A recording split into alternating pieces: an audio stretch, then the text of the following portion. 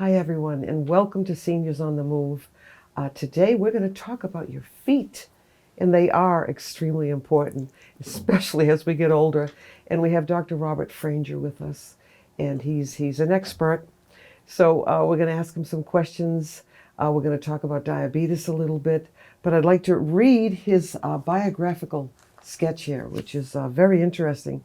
Dr. Robert Franger is a graduate of the California College of Podiatric Medicine in San Francisco, California, and holds a doctorate in podiatric medicine and is board certified by the American Board of Podiatric Surgery. It's a lot of podiatrics, isn't it? He's on the hospital staff at UMass Memorial Medical Center, St. Vincent's Hospital, these are both in Worcester, and the Worcester Surgical Center, and was director of the Marlborough Hospital Podiatric Residency Program. Dr. Franger's associations include the Mass Podiatric Medical Association, the American Podiatric Association, and the American College of Foot and Ankle Surgeons. So my first question for you today, and thank you so much for coming because I know how busy you are. Why did you decide to go into podiatric medicine? Well, I didn't know much about it when I got into college, but I was on the pre-med course, and I met a colleague now who was just getting into podiatric medical school.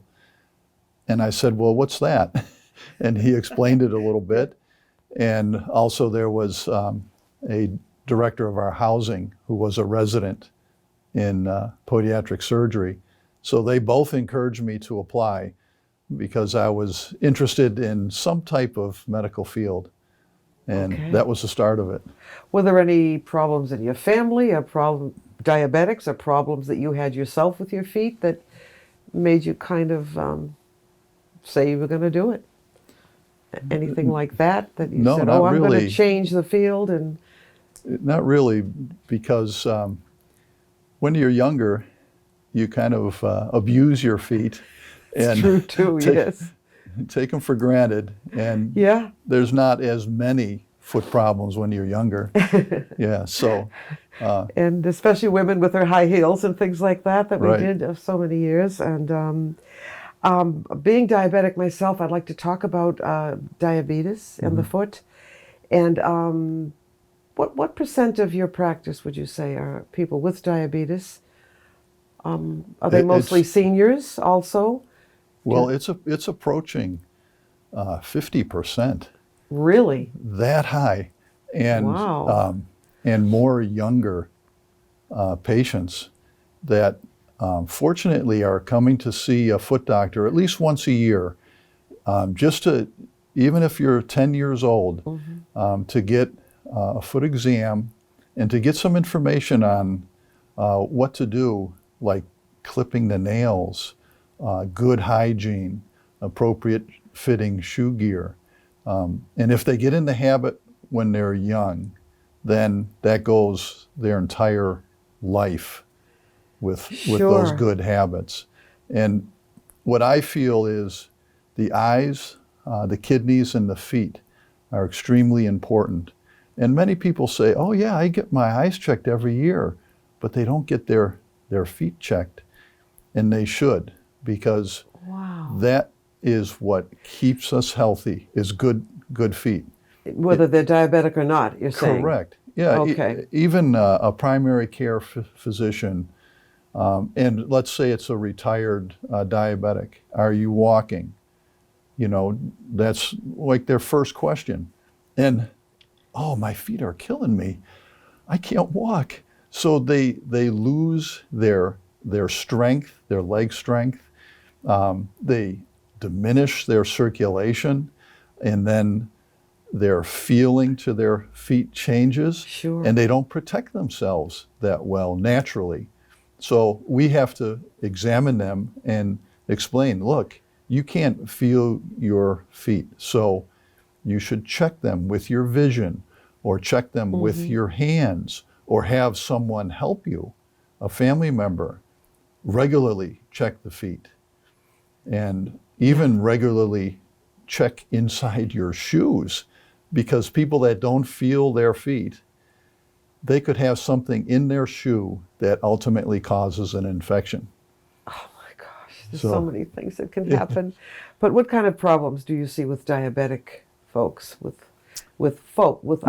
older folks, because our show is for seniors? Yeah, many have diminished vision, and many, and this is for diabetic and non-diabetic, bad musculoskeletal systems like arthritis, or arthritis in their back or their hip, and they can't reach their feet.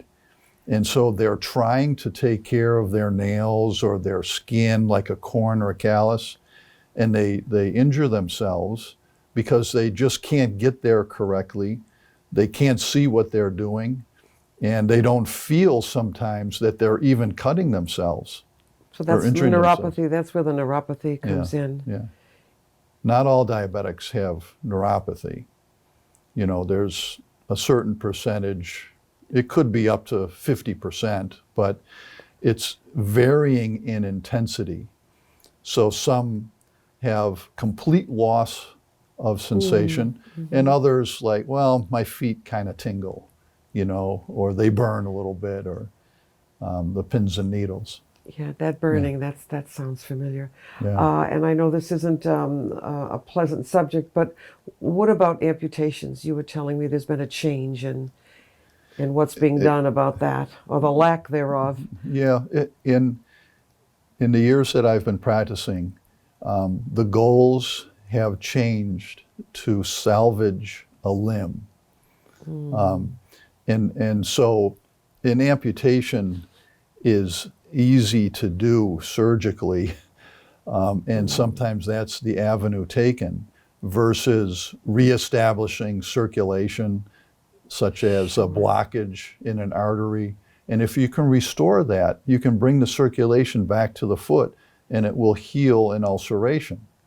All right, because boy, that's something that And people dread. And right, and also in the neuropathy, the joints have a feeling of where they are.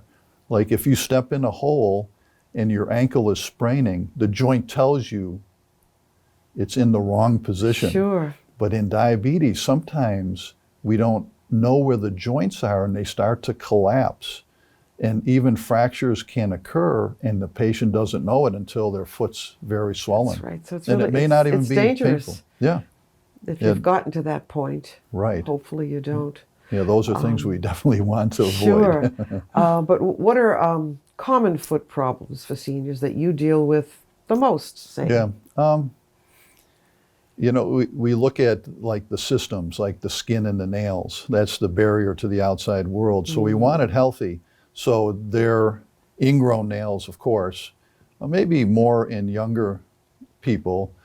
Sometimes the young teenage boys are a little too aggressive with trimming their nails too short, and then they get an ingrown nail that's infected. Oh, that's so uncomfortable too. Yeah, those are painful. Yeah, yeah. And it's the fungal nails, like athlete's foot can get into the nail and get under the nail in the nail bed.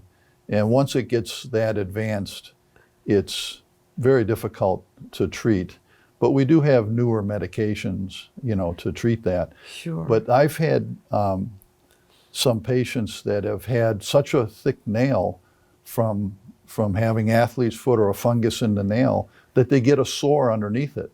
And it's hidden underneath the nail until you take care of the nail problem.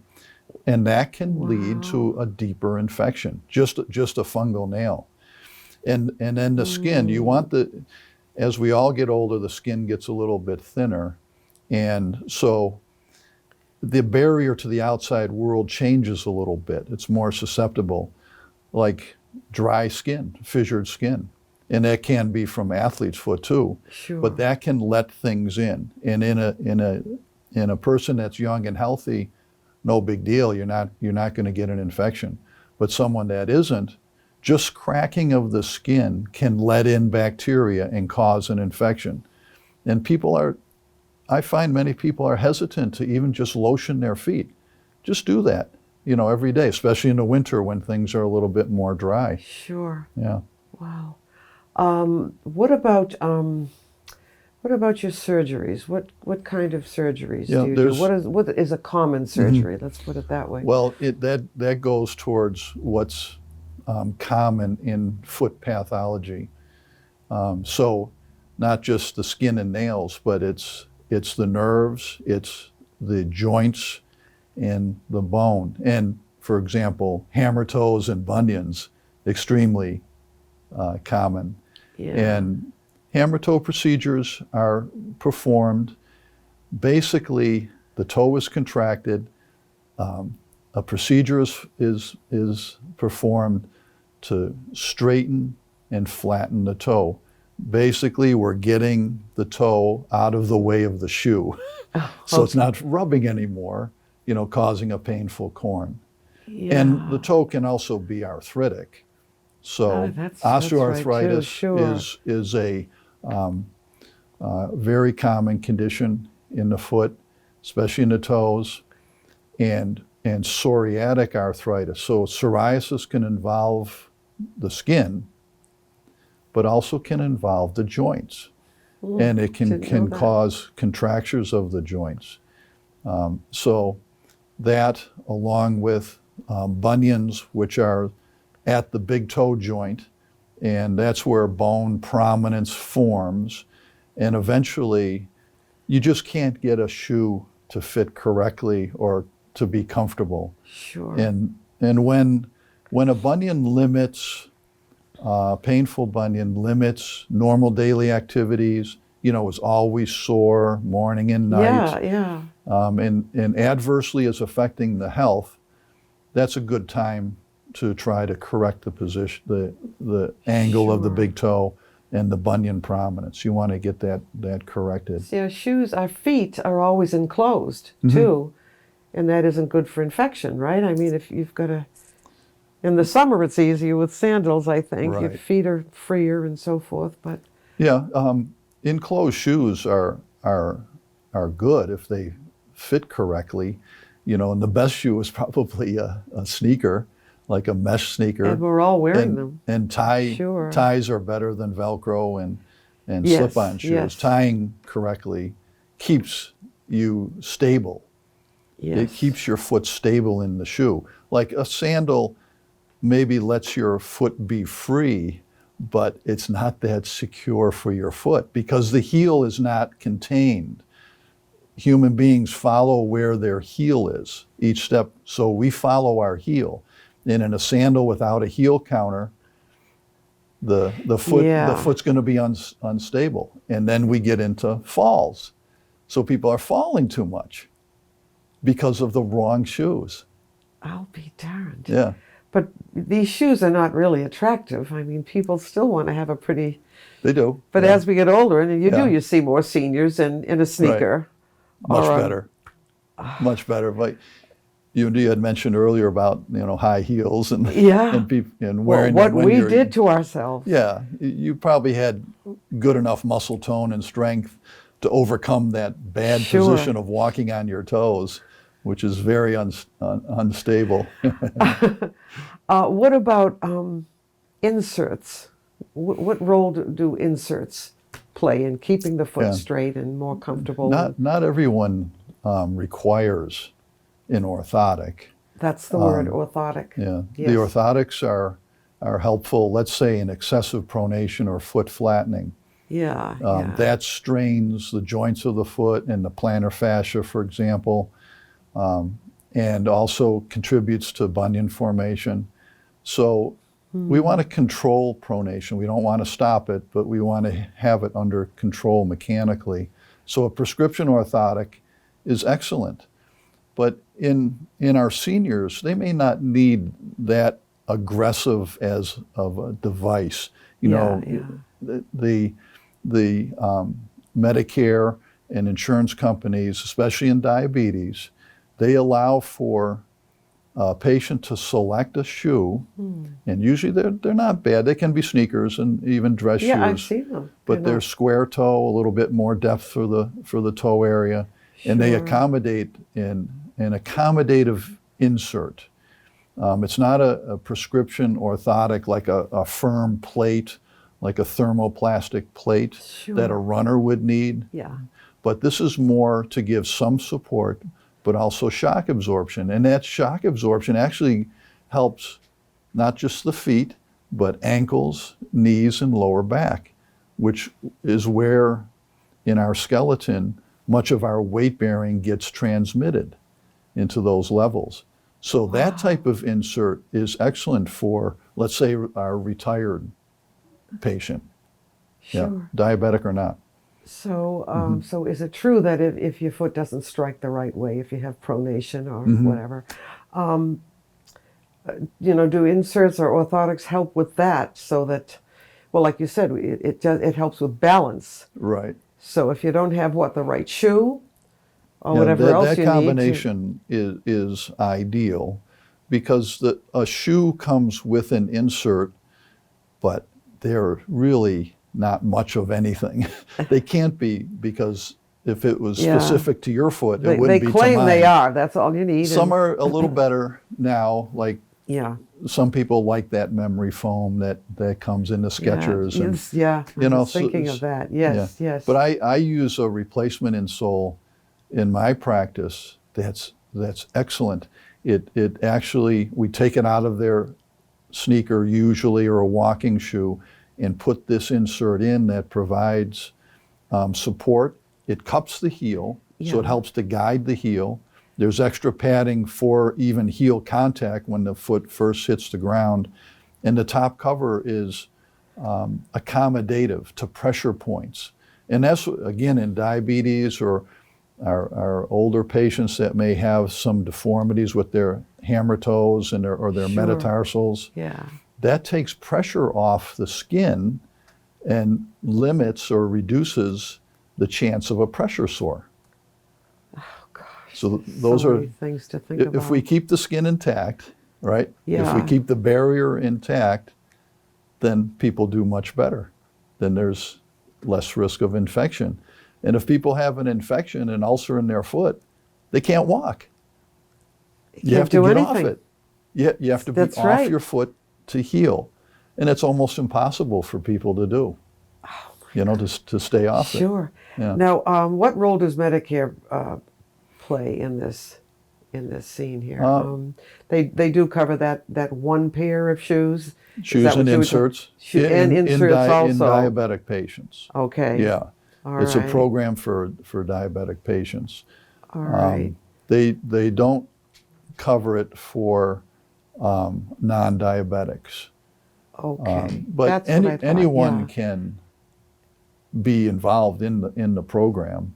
Okay. But sometimes Medicare won't cover it, or other All right. insurances. Do you find more problems with type 1 diabetics, or because most diabetics are type 2? I think it's about 90%. This is what I heard. Maybe that's changed in the last few years. Yeah. But most people I know with diabetes are type 2, and Right. I'm type 1. So this information is very important to me. Yeah, it is, and I see more type 2. Yeah. But the same symptoms, same kind of problems, same kind of skin problems. Yeah, it's all the. It doesn't it's all matter the whether same. it's one or two. And some are, they if they would exercise more. That was my next question. And monitor their weight, kind of lose some weight. Many don't have to be weight diabetic. problems, yes. Yeah. The weight's on their feet, not just other parts of the body. That's right, and the ankle and the whole thing. Yeah. Talk about the vascular system a little bit. You had mentioned that Mm-hmm. earlier. What role does that play in the health of the foot? Yeah, in people that have diabetes, they can have more difficulty with their arterial circulation. That's going from the heart down to the foot. But that's really in anyone as we get older. And if you become sedentary, you're not moving that circulation around. You've got to, and so got to get diminish going, folks, really. even a walk, a little walk. Right. Or stay busy, Right. or do some exercises for your legs and feet. Take a class. Really, really important. Yeah, the classes are great, and Yeah, and I do, foot exercises in my classes, and the people seem to enjoy it, and right. they feel better. And Well, yeah, even just the other part of circulation, of course, is the veins, and that's going from the foot back to the heart, and that gets congested, like in you and me just sitting here with the feet down. yeah, And so, if you're not walking, you're not pumping the circulation, and you're not helping your veins. And if you're standing in one place or sitting in one place with the feet down too much, that stagnates the blood and the that's fluids right in the too. in the That's yeah. true. I've got an article that I give to folks about what sitting does to the body and the brain, and the feet are Right. part of your body. So just keep that in mind. Are you taking new patients? You're a very busy person. I know that. Yes. It's a little bit of a wait, though, isn't it? There's a little bit of a wait, Yeah. and we do have a waiting list also. So if a patient's good enough to let us know they can't make an appointment, with enough warning time, Sure. we'll call people and get them in sooner. What about emergencies? Are we talking about that? Or what if someone Emergencies- called that wasn't your patient and was really in trouble and, described the symptoms? What would you say to them? Well, we would try to get them in, like at the Okay. end of the morning, and Sure, then we'd sure. we'd work into lunchtime.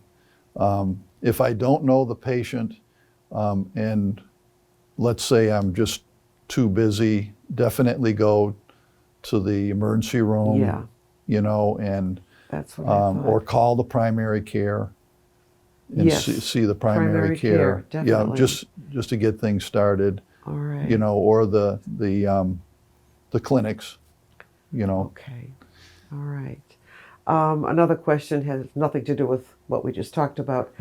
To keep a shoe, most of us have maybe 2 or 3 pairs that we wear all the time. Sometimes some people have just 1 or 2 pair. How do you keep the inside fresh? Do you just air them out, stick them outside, or what do you do? That's Is there a a really- spray? Is there a spray? I do have a spray for shoes at my Spray office. for shoes. But you could use Lysol. Yeah. You could take the inserts out of your shoes Yes. and let them air Those are overnight. removable. Okay.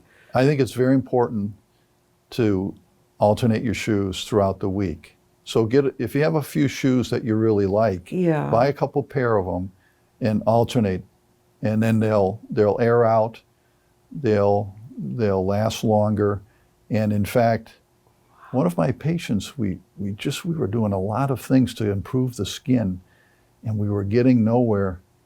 And I noted that she wore the same shoe every time, and the shoes were really in bad condition. Yes, yes. And she was sort of contaminating herself every day, so we weren't getting over like the athlete's foot and the fungal nails that she had. I see. Yes. Yeah. What nails? Did we talk about nails at all? They need to be clipped Yeah, regularly, and I'm kind of afraid to do that now. right. And But, with Medicare, most patients are covered. Okay. Most diabetics are, and even non-diabetics, to come in to see me once every 61 days. Sure. They will allow that, depending on certain findings within the diabetes or within the person that doesn't have diabetes, like what type of compromise do they have, even to the circulation. Sure. And those criteria would then allow for coverage by their Medicare And insurance. especially with visual problems, it's so wonderful to have you there to check every couple of Yeah, months. So that's Yeah, there's so many people that tell me, I can't see my feet, or I can't reach them. And so they come in and their feet are in bad condition, but after a few visits, we get them feeling pretty comfortable, pretty confident, and then they're walking more again. And then they're, sure. they're helping their general overall health to be stable. If I'd like to leave our viewers with some good information. Is there anything else that you could add to this? Or if you want to just do a little bit of a summary, what would you say to seniors that have trouble taking care of their own feet, besides seeing you every couple of months? Well, you did mention a lot of things, but is there anything else you'd like to add to it? Well, I think it's important to have good hygiene. Number one. Yes. And Very that good. and yes. that is between toes. Generally keep them dry.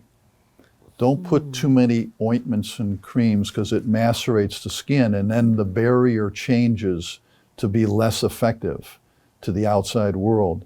So it's better, unless I'm instructing the patient to use an antifungal cream or some, we'll do that. Yeah. But in general, keep them clean, dry, maybe in the summer times or when it's warm.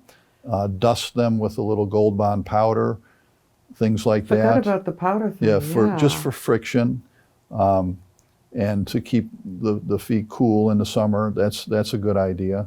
All right. Great. Vaseline to keep the feet soft, certain areas of the Not foot. between the toes, but it's that's okay to that's use okay to use that. Mhm, yeah. All right. Even on ingrown nails like of the big toe, you can put a little bit along the edges, and it's Yeah. somewhat soothing.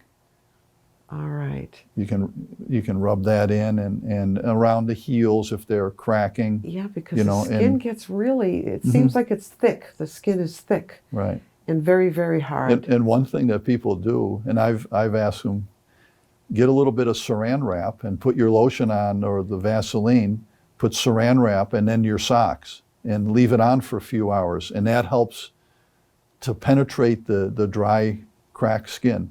All right. It's under well, occlusion, it's called. Very good. This Yeah. has been wonderful, and I hope we've answered some been of your fun. questions. Take this really good advice, and thanks for listening, and we'll see you next time. And I want to thank you for taking the time. I really appreciate Yeah, it. you're welcome. All right, Yeah, it was folks. fun. Come back and see us. Bye for now. Yeah.